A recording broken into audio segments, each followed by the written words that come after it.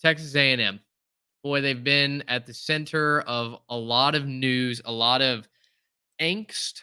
If you're in College Station, a lot of maybe ridicule, finger pointing, and oh so brazen laughing. If you're the rest of the country, Jimbo Fisher gone, Mike Elko now in, and Elko comes in at a reduced salary than what Jimbo was making. That only makes sense. I think what's Right. maybe more surprising is that it's actually a smaller deal than what Jonathan Smith got over at Michigan State. Now, Michigan State did not have to pay that massive buyout from Mel Tucker. They got to fire him with cause. So, a couple more coins perhaps in the coffer up in East Lansing than at Texas A&M. But as we start, I want your gut reaction from Mike Elko. We'll break down the Mark Stoops drama in just a second. But when you heard that Elko was the guy and he flew to College Station at like 3 in the morning, what was your thinking for the Aggies?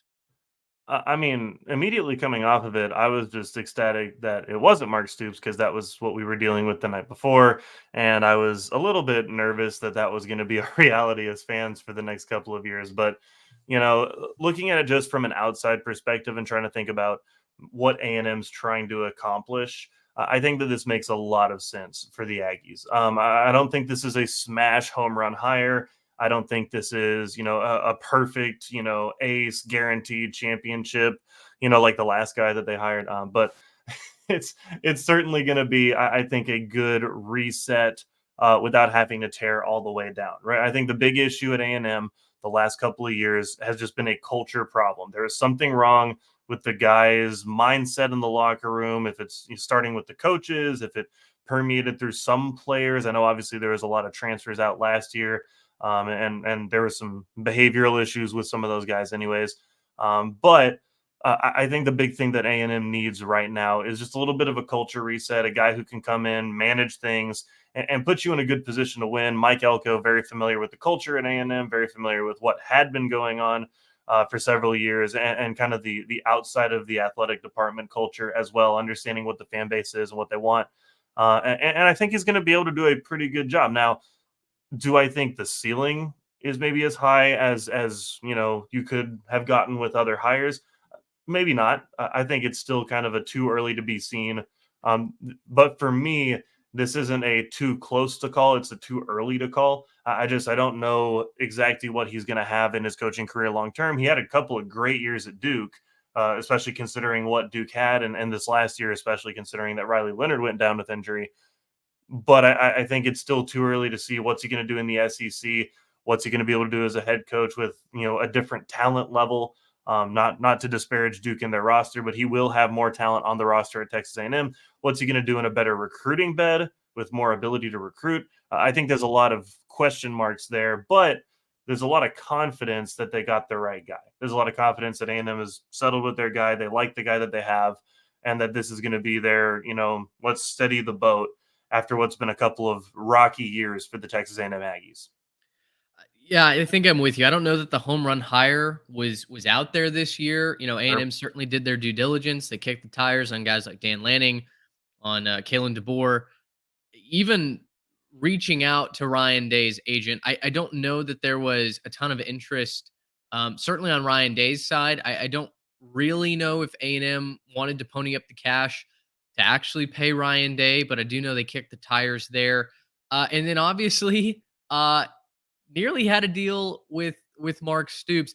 I think Elko is a guy who's familiar here in College Station. He knows how to recruit around the Lone Star State. He's very popular with the Texas High School Football Association, with the head coaches. That is something that was not true of Jimbo Fisher. They respected him as a football coach, but certainly weren't sending a lot of Christmas cards, I don't think, to the Fisher household.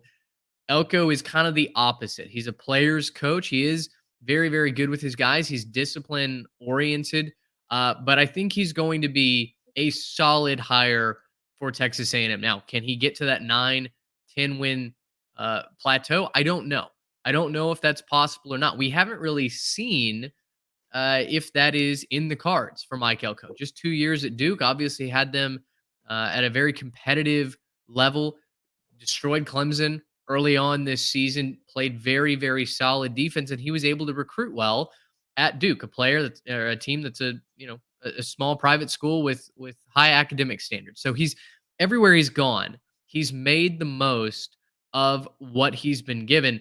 Now the real question is just what is the ceiling for Elko at Texas A&M? What we do know is that he's very, very popular not only amongst the former members of the football team, guys around the program that might still be mentoring these guys, but he's also very popular with the roster. And if you're looking Yep. for some mass exodus from College Station from the blue chippers, we haven't seen that yet. Now, not to say that there won't be a player, two, three, four, etc., that do end up leaving. I don't know. We haven't heard Elko's full staff be announced. What we do know, though, is that the Elko hiring was very popular in the locker room, and that the shall we say, less than favored staff members from the Fisher administration have been let go. They will no longer be a part of it. So it feels like maybe the best possible fresh start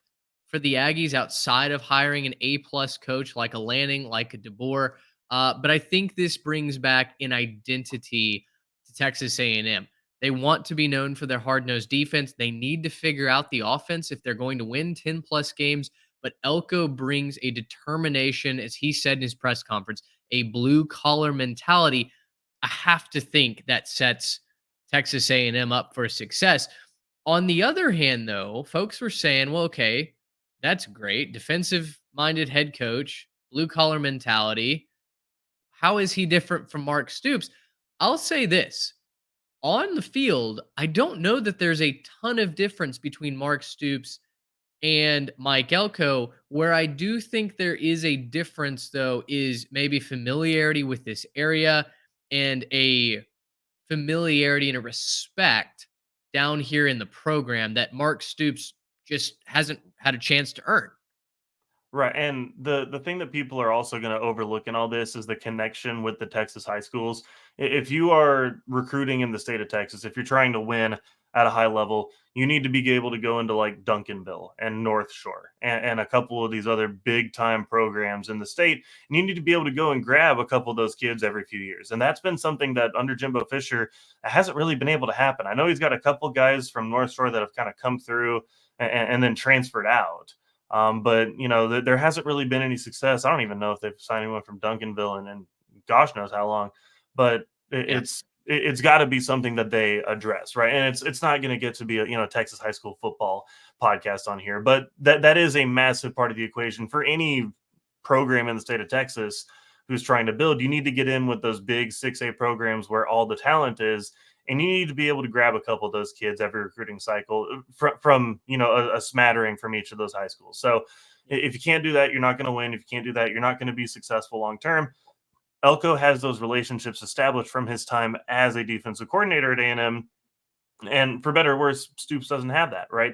He just doesn't have that. In terms of the on-field differences, I think this is where I just say I don't know. Like I don't know if there's really a big difference because Mike Elko hasn't had a chance to really go out there as a head coach and establish himself for 11 years like Mark Stoops has been at Kentucky, right? He's been up there for a decade plus now, and so you kind of know what you're getting with his program.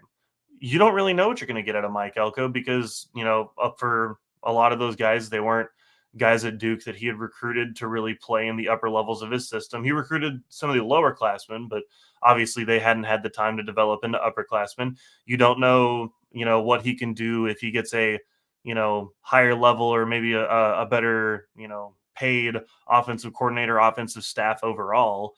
And that's not again, not trying to disparage anything at Duke. They did a really good job while they were there. But with the resources that A&M has, he could make really good hires. Or maybe he just doesn't have the connections, the contacts, the charisma, whatever it is, to make those hires happen. That could be a possibility too. We don't know yet is the point. And I think right now A&M is banking on the upside and what they do know about Elko instead of trying to go out and say like, well, last time we went with the guy who was the surefire bet and we paid him everything. And clearly that didn't work out. Right. I think that's kind of the goal here is to say, we know some stuff about Mike Elko. We know what we like about him. So let's push that and try to, get back into the high schools, like I was saying earlier, and start winning some games schematically, maybe make some good coordinator hires and see where that can take us, as opposed to just giving one guy complete and utter control of the whole program. I think the other difference is one of them had the support of the fan base. The other absolutely in no uncertain terms did not. Sure. So the sequence of events is as we passed along. Again, this was Now, not some. Mitch, before you get into that, though, I want to just bring up we don't know what we're talking about because we're a Texas oil money podcast with small following.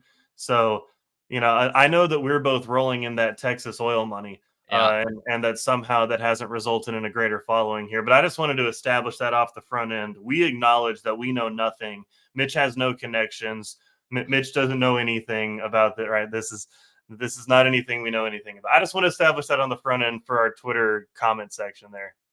We certainly had some Kentucky folks trying to intimate that I was making this up. Certainly was not. Again, we're not in the breaking news business. I don't want to be in the breaking news business. We report fact or pass along rumor, and when it is rumor, we acknowledge it as such. But Right. yeah, we go straight down the middle here. No funny business. No making things up for clout. I was just passing along information How that was dare you, Mitch? How publicly dare available. you? That wasn't even this wasn't texted to me. This was not some backroom Right. me working deals. This was publicly available information. I just put it in a timeline. You just put the pieces together in a tweet, and people are like, "No, there's no Yeah, way. This guy's not as big as Kentucky sports radio, so he doesn't know what he's talking about." And I'm like, "Yeah, I'm sure those exactly. guys have no reason to like." And we'll get into it in a second, but when it comes to this whole timeline, the only side that looks bad is A&M. So why would the A&M side if you're telling the truth about this and you're making A&M look bad, where's the lie that helps A&M look good? The only side that has any incentive to lie, and I'm not saying that they are, but the only side that has incentive to lie is the program that almost had their coach poached. It was a very bizarre circumstance in a couple of hours. So, as I reported, again, passing along publicly available Right. information, Mark Stoops, Saturday afternoon, tabbed as the next head coach of Texas A&M. He had even begun telling people that he was leaving. This is immediately off the heels of a rivalry victory over Louisville, knocking them out of any shadow of a race for the playoff. Uh, Hmm. the problem was that whether Ross Bjork extended this ahead of time without the Board of Regents' knowledge, or if there was some sort of miscommunication, I don't know. Uh, A&M had not given the final approval. There was nothing signed that Mark Stoops was going to be the next head coach of Texas A&M, although he was offered that and had verbally accepted that offer. So that news leaks out, gets reported. Texas A&M fans go berserk. Somehow the TexAg servers did not shut down, but you had millions of people kind of in one voice saying no, absolutely not. And it's hard to blame A&M fans because when they listen to the criteria that was set out by Ross Bjork in their coaching search, Stoops didn't really meet any of the stated goals, right? Right. Other than maybe a blue collar mentality, a guy who's going to come in and commit to the process. That is Stoops, without a doubt. But the rest of the things, the familiarity with the area, none of that applied to Stoops. So it was a very weird name Right. from that sense.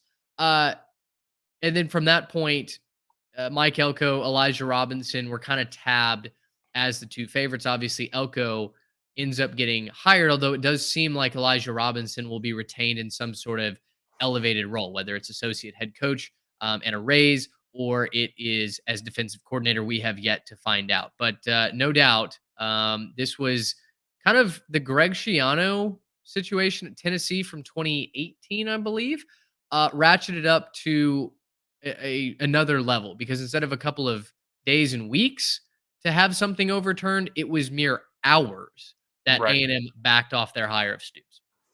Well, and I think that was, and again, I don't really know anything about this, but I almost feel like that had to have been the plan, was to leak this thing a little bit early of when it was officially official, just to make sure that I think somebody somewhere just didn't like what was going on. I think it could have been a guy on the board, could have been somebody, in the decision making process somewhere. Could have been Ross Bjork. I don't know. Maybe he felt like he was getting pushed to make a decision by the board, and he didn't love the decision that was being made. I don't know at this point, but why would you let that leak before it's all tied up? If not to try to influence public opinion, I don't understand why that would be. I mean, I know sometimes they'll like soft float an idea like, hey, this might be the guy that we're looking at. But typically you do that in like a this guy's a finalist for the job situation, not hey, this guy's gonna be the next coach. That's not typically where you get to when you're trying to Right. float an idea to your fan base. So Right. if it was something like that where the board decided let's leak this, get the public backlash we need so that when we get to this board meeting tonight we can say no, or if it was like I again I don't know what it was, but clearly it worked for whoever decided to leak this out. Or clearly we got the decision that we wanted as Aggie fans because I don't think there were very many of us in the A&M camp that were like, "Oh, Mark Stoops, bang up guy, let's go, let's do this thing, rock and roll." Yeah. Me and Mark. I think there was a different expectation, and even though maybe Mike Elko doesn't have, the bona fides on his side right now, I think there's a lot more long term potential and opportunity in Mike Elko as opposed to where Mark Stoops is right now, and you've kind of seen what he can do with this program. He could have been a great hire. He could have had things rolling here in 5 or 6 years at A&M, but I think there's more of a win now mentality with A&M. And I think the idea is because Elko can probably retain a lot of the roster, and because he can probably work with Robinson on the defensive side of the ball and keep a lot of those guys in place, let's go nail the offensive coordinator hire, make sure that that's good, and rock and roll. Like, right, if you're A&M, you're ready to go, and hopefully keep a lot of your roster in place. Try to win more in the immediate future than the long term. Uh, Speaking of offensive coaching staff, Bobby Petrino finalizing a deal to become the offensive coordinator at Arkansas, of all places. I'm sure if you do a quick web search of Bobby Petrino at Arkansas, you'll find all kinds of wonderful things from his first time that he was My there. So neck hurts all of a sudden. um, What's going on with a that? match made in heaven there. Gracious, how about